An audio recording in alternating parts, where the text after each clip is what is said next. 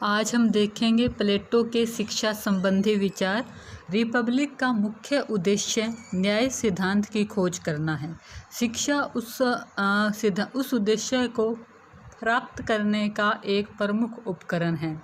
प्लेटो ने स्वयं लिखा है कि सामाजिक शिक्षा ही सामाजिक न्याय का साधन है। प्लेटो का आदर्श राज्य में शिक्षा को दार्शनिक शासक और संरक्षक वर्ग के समान स्थान प्रदान करता है। उसकी रचना रिपब्लिक की 4 बुक्स में बुक 2, 3, 6 और 7 में शिक्षा का विस्तृत व्याख्या की गई है। प्लेटो ने अपनी रिपब्लिक बुक के 4 पोर्शंस में शिक्षा के बारे में विचार प्रकट किए हैं। इसी महत्ता को देखते हुए रूसो ने कहा है कि रिपब्लिक शिक्षा पर लिखा गया अब तक का सर्वश्रेष्ठ ग्रंथ है। प्लेटो की धारणा है कि शिक्षा एक ऐसा साधन है जिसके द्वारा मनुष्य की विकृत प्रवृत्तियों को नियंत्रित और मर्यादित किया जा सकता है। उसकी जो शिक्षा है वो प्लेटो कहते हैं कि शिक्षा से मनुष्य के अंदर जो विकृतियां हैं उनको हम कंट्रोल कर सकते हैं। उसमें जो विद्रोह है, स्वार्थ की भावना है और जो अनुशासनहीनता है उसको कंट्रोल किया जा सकता है और मनुष्य में शिक्षा से सद्गुणों का विकास किया जा सकता है। इसे प्लेटो ने अपने शब्दों में कहा है कि शिक्षा मानसिक रोगों का मानसिक उपचार है। प्लेटो शिक्षा को व्यक्ति के अंदर उसके विकास के लिए, सामाजिक क्रिया के विकास के लिए आवश्यक मानते हैं। प्लेटो ने रिपब्लिक में एक जगह लिखा है कि एक महान चीज़ शिक्षा और पोषण है। यदि नागरिक को ठीक ढंग से शिक्षित किया जाता है तो वह अन्य दिशाओं में भी अपना मार्ग समय ढूंढ लेगा। स्पष्ट है कि उचित शिक्षा के द्वारा कोई भी सुधार संभव है। यदि इसकी उपेक्षा शिक्षा पर अगर ध्यान ना दिया जाए तो राज्य का कोई महत्व नहीं होगा। प्लेटो के लिए शिक्षा सर्वश्रेष्ठ अभिरक्षक और सर्वश्रेष्ठ परिपोषक है। यह राज्य के संगठन और उसके जीवन की आधारशिला है।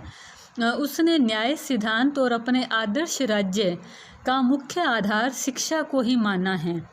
यह शासकों को योग्य बनाने और विकृति से बचाने का उपचार है। प्लेटो का मुख्य फोकस उसके आदर्श राज्य और दार्शनिक शासक पर है और दार्शनिक शासक का निर्माण प्लेटो की शिक्षा प्रणाली के द्वारा ही किया जा सकता है। अब है प्लेटो की शिक्षा प्रणाली पर प्रभाव। जो प्लेटो की शिक्षा प्रणाली के विचार हैं वो 2 प्रकार से प्रभावित थे, एथेंस और स्पार्टा।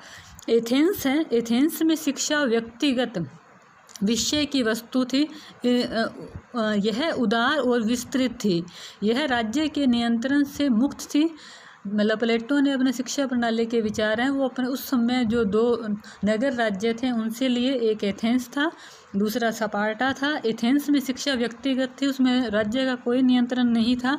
वह कुछ धनी व्यक्तियों और अमीर जो व्यक्ति थे उनके सर्वांगीण विकास के लिए उनके द्वारा व्यक्तिगत रूप से जो व्यवस्था की जाती थी। दूसरा मॉडल जो उनके सामने था वो था स्पार्टा। स्पार्टा में जो शिक्षा है वह सामाजिक विषय वस्तु थी। यह राज्य के नियंत्रण में थी। सामाजिक क्षेत्र में होने के कारण इसमें सामाजिकता का फुट तो था ही, साथ ही साहित्य की उपेक्षा की जाती थी। इसमें सैनिक प्रशिक्षण पर अत्यधिक बल दिया गया था। अब यहाँ ध्यान देने वाली बात है, यहाँ पे छोटा क्वेश्चन पूछ सकते हैं कि सैनिक शिक्षा का विचार प्लेटो ने कहाँ से लिया। तो सैनिक शिक्षा का विचार प्लेटो ने स्पार्टा जो उस समय नगर राज्य था उनसे ग्रहण किया। अब हम देखेंगे प्लेटो के शिक्षा पर जो योजना है वो। प्लेटो की शिक्षा योजना के 2 भाग हैं, प्राथमिक शिक्षा और उच्च शिक्षा। प्राथमिक शिक्षा का उद्देश्य भावनाओं को शुद्ध कर चरित्र का निर्माण करना है और उच्च शिक्षा का उद्देश्य विज्ञान और ज्ञान द्वारा बुद्धि को शुद्ध करना है। पहले हैं प्राथमिक शिक्षा। प्लेटो की प्राथमिक शिक्षा 6 वर्ष से 20 वर्ष की आयु वाले बच्चों के लिए है। इसमें 6 वर्ष तक के बच्चों को नैतिक और धार्मिक शिक्षा दी जानी चाहिए। 6 वर्ष के बाद बच्चों को व्यायाम और संगीत की शिक्षा है वो दी जानी चाहिए और उसके बाद उन्होंने 18 से 20 वर्ष तक के सैनिक शिक्षा दी जानी चाहिए। सैनिक शिक्षा को प्लेटो ने अनिवार्य माना है। जो प्राथमिक शिक्षा है वह सभी नागरिकों को दी जाएगी जो 6 से लेकर 20 वर्ष तक होगी। इसमें प्लेटो ने लिखा कि शरीर के लिए व्यायाम और आत्मा के लिए संगीत की आवश्यकता होती है। स्वस्थ शरीर में स्वस्थ मस्तिष्क का निवास करता है।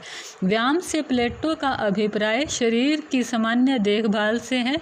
उन्होंने व्यायाम, भोजन, चिकित्सा को शामिल किया है। संगीत से प्लेटो का अभिप्राय केवल गायन तक ही नहीं है बल्कि उसमें काव्य व साहित्य को भी शामिल किया गया है। इसका उद्देश्य है प्लेटो व्यक्ति का शारीरिक और मानसिक दोनों तरह का विकास चाहते थे। दूसरा प्लेटो की शिक्षा का विचार है उच्च शिक्षा। प्लेटो की उच्च शिक्षा में नवीनता भी है और मौलिकता भी। जैसा कि सेवाइन ने लिखा है कि उच्च शिक्षा योजना निस्संदेह रिपब्लिक का अत्यंत मौलिक और अत्यंत विशिष्ट विचार है। उच्च शिक्षा और प्राथमिक शिक्षा में अंतर है। प्राथमिक शिक्षा का क्षेत्र विस्तृत और व्यापक है, वहाँ उच्च शिक्षा का क्षेत्र अत्यधिक सीमित और संकुचित है। जो प्राथमिक शिक्षा है वह सभी नागरिकों को दी जाती है, 20 वर्ष तक है और उसके बाद 20 वर्ष के बाद एक परीक्षा का आयोजन किया जाएगा। उस परीक्षा के अंदर जो व्यक्ति उत्तीर्ण होंगे वह यह शिक्षा संरक्षक और सैनिक वर्ग के कार्यों को संभालने वाले विद्यार्थियों के लिए होगी। उच्च शिक्षा का काल 20 वर्ष से 35 वर्ष की आयु तक के विद्यार्थियों के लिए है। यह प्रशिक्षण काल के 10 वर्षों में 20 से 30 की आयु में विद्यार्थियों को गणित और विज्ञान का अध्ययन करवाया जाएगा। इसमें रेखा गणित, अंक गणित, ज्योतिष शास्त्र आदि पर बल दिया है। प्लेटो का विश्वास है कि द्वंद्ववाद और दर्शन के ज्ञान के लिए पूर्ण विज्ञान का अध्ययन करना अनिवार्य है। उसके बाद 30 वर्ष की आयु में फिर एक एग्ज़ाम होगा। उस एग्ज़ाम में सफल होने वाले विद्यार्थियों को आगे 30 से 35 वर्ष की 5 वर्ष की और शिक्षा प्रदान की जाएगी और जो इसमें असफल हो जाएंगे वो मतलब प्रशासनिक कार्यों में सहयोग करेंगे और जो 30 से 35 वर्ष की परीक्षा के बाद विद्यार्थियों को द्वंद्व और दर्शन की शिक्षा 5 वर्ष तक द्वंद्व और दर्शन की शिक्षा दी जाएगी और 35 वर्ष की आयु की परीक्षा उत्तीर्ण करने के बाद विद्यार्थियों को 15 सालों का व्यावहारिक ज्ञान प्रदान किया जाएगा। इस प्रकार हमने देखा है कि प्लेटो की शिक्षा है वो जन्म से लेकर 35 + 15 करें तो 50 वर्ष की आयु तक चलेगी। तो अब हम देखेंगे प्लेटो की शिक्षा प्रणाली की विशेषताएं। प्लेटो की शिक्षा में क्या क्या विशेषता है। तो एक तो पहली शिक्षा प्लेटो की शिक्षा प्रणाली राज्य नियंत्रित और अनिवार्य शिक्षा है। ये राज्य के द्वारा पाठ्यक्रम डिसाइड है, सभी व्यक्तियों को प्राप्त करना अनिवार्य है। दूसरी विशेषता में हम देखें तो इसमें सैनिक प्रशिक्षण है वो अनिवार्य है। तीसरी विशेषता व्यक्ति का सर्वांगीण विकास है, इसमें व्यायाम, संगीत सभी को शामिल किया है। चौथी विशेषता है स्त्री व पुरुष के लिए समान शिक्षा योजना। प्लेटो ने महिला और पुरुष में कोई भेद नहीं किया है और दोनों को समान रूप से शिक्षा प्राप्त करने का अधिकार दिया है। आगे नेक्स्ट विशेषता है शिक्षा प्रणाली को 2 भागों में बांटा है। जैसे कि हमने देखा 2 भाग हैं, प्राथमिक और उच्च शिक्षा और लंबी शिक्षा प्रणाली है। प्लेटो की शिक्षा योजना 50 वर्ष तक की चलती है। इसमें शारीरिक और मानसिक विकास दोनों चीज़ों का विकास करते हैं।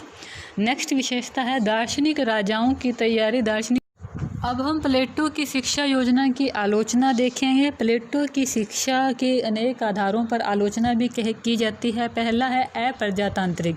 प्लेटो की जो शिक्षा प्रणाली है वह सभी नागरिकों के लिए नहीं है, वह ऋषि, कारीगर, श्रमिकों के लिए प्लेटो ने शिक्षा के बारे में कोई विचार नहीं दिए हैं और ना ही कोई शिक्षा की व्यवस्था की है, जो कि लोकतांत्रिक प्रणाली के विपरीत विचार रखती है। दूसरा है साहित्य की उपेक्षा। प्लेटो साहित्य की बजाय गणित पर अधिक बल दिया है, और जो साहित्य है वो मानव भावनाओं को विकसित करने के लिए महत्वपूर्ण होता है, तो सर्वांगीण विकास नहीं होगा। कला व साहित्य पर अनुचित नियंत्रण। प्लेटो की शिक्षा है वो राज्य नियंत्रित शिक्षा पद्धति है, और उसमें कला और साहित्य है उसको पूर्ण रूप से विकास नहीं हो रहा, वरन राज्य के कठोर नियंत्रण में रखा गया है, तो उसका विकास हो नहीं सकता। जो चौथी आलोचना है, शिक्षा लंबी और खर्चीली है। प्लेटो की शिक्षा, जैसा कि हमने देखा कि 50 साल तक जीवन पर्यंत चलने वाली प्रोसेस है, और यह इस पर मतलब खर्चीली भी है। इससे मानव का पूर्ण विकास नहीं होगा, वो व्यवहारिक ज्ञान प्राप्त नहीं कर पाएगा, वो सिर्फ सैद्धांतिक ज्ञान ही प्राप्त कर पाएगा। व्यक्तिगत विकास का बलिदान। प्लेटो की शिक्षा योजना जैसा कि 50 वर्ष तक चलेगा, तो उसमें व्यक्ति का व्यक्तिगत जीवन नहीं रहेगा, उसका जीवन राज्य के लिए बलिदान हो जाएगा। इस प्रकार हमने देखा है कि प्लेटो की शिक्षा की विभिन्न विद्वानों के द्वारा आलोचना की गई है, लेकिन फिर भी प्लेटो की शिक्षा का महत्व है। आलोचना के बावजूद महत्व ये है कि प्लेटो ने जो लंबी शिक्षा प्रणाली विकसित की है, वो उसके उस समय की जो उन्होंने अपने जीवन के अंदर परिस्थितियाँ देखी थी, उस हिसाब से उनके लिए मुख्य उद्देश्य एक आदर्श नागरिक तैयार करना था। इसी के लिए प्लेटो ने ऐसी शिक्षा पद्धति को विकसित किया। प्लेटो की शिक्षा का पाठ्यक्रम कुछ विषयों तक की सीमित नहीं है, वरन वह मानव जीवन के हर क्षेत्र को छूने का प्रयास करता है। और प्लेटो की शिक्षा योजना की किसी एक वर्ग की शिक्षा नहीं है, यह सैनिक, दार्शनिक, संरक्षक वर्ग के लिए भी है। प्लेटो ने सर्वप्रथम विश्व में अपनी शिक्षा में व्यायाम और संगीत को महत्व दिया, और लगभग 348 ईसा पूर्व में जब महिलाओं को उचित सम्मान नहीं दिया जाता था, उनके साथ भेदभाव किया जाता था, ऐसे समय में प्लेटो ने अपनी शिक्षा योजना में महिला पुरुष में किसी प्रकार का भेद नहीं किया, वरन महिलाओं को अपने कार्य क्षेत्र घर से बाहर निकालकर शिक्षा देने की योजना बनाई, जो कि एक सराहनीय कार्य था। प्लेटो की शिक्षा का उद्देश्य शरीर और मस्तिष्क दोनों का विकास करना है।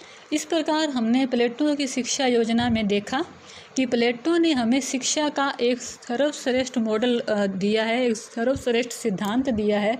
उसकी शिक्षा सीमित नहीं है, वह निरंतर चलने वाली एक प्रक्रिया है, जो व्यक्ति का सिर्फ मानसिक ही नहीं वरन शारीरिक विकास भी करती है। प्लेटो एक संकीर्ण शिक्षा योजना ना देकर सर्वांगीण शिक्षा योजना विश्व के सामने प्रस्तुत की है, जिसके लिए सारा विश्व उनके प्रति हमेशा ऋणी रहेगा। धन्यवाद।